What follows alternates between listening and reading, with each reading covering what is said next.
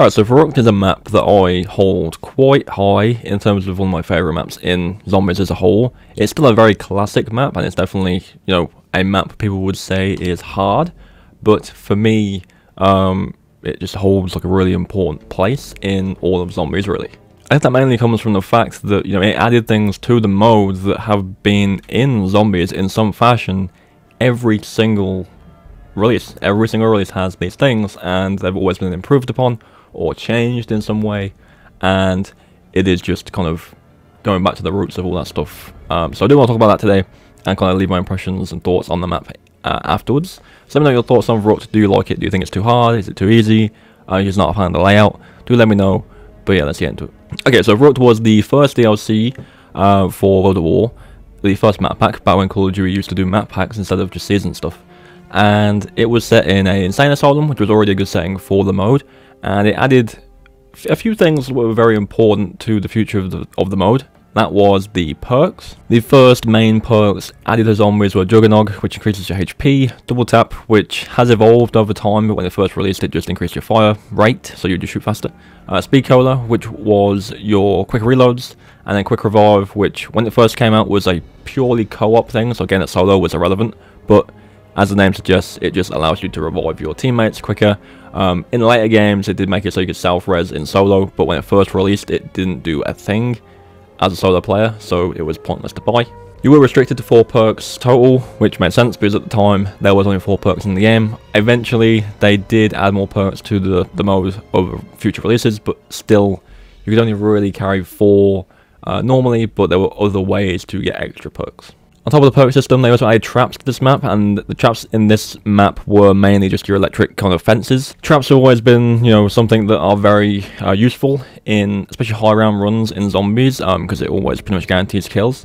And in World at War specifically, they were very strong, because if you didn't know, I did mention it in the first video I believe, but 24 zombies per wave was kind of the deal in World at War, and if you were in the right position and you were set up in the right spot, you could pretty much wipe almost the entire wave with one single trap use, and there was a very iconic spot in World at War that allowed you to do that. I am currently using a different method in this video in the background, and this is the Chronicles version, which is a little bit different. Obviously more zombies spawn and stuff like that.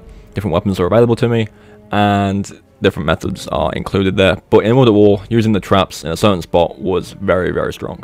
One unique thing this map did, which I thought was quite cool, especially when it first came out, is if you're in a full team. I don't remember for sure if it did it if you were a 2. I think it probably did. But if you were playing a multiplayer mode, in the spawn, half of your team would be locked off onto the other side of the map, and the door in the middle of you was blocked, and the only way to get it open was to turn the power. So for a reasonable part of the early game, you were separated, and if one of you went down, that was it. Like, you were dead. Like, there was no way to get to you unless you rushed to the power.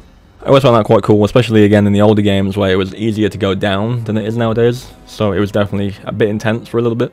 Another thing that Verruckt added, and this was something that really threw a lot of people off when the map first came out, which made it harder, was they added these really, really fast zombies, and they were quite threatening. Again, there was no upgrades or anything like that in the original Verruckt.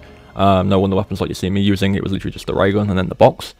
But they were fast, really fast, and they could catch up to you and hit you really quick, and that made things a lot more interesting.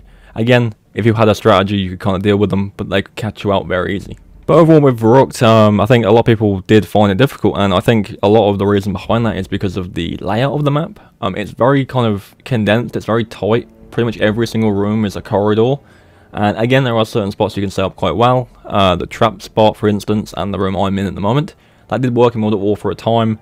It's easier to do, obviously, with the newer games because there's more things available to you.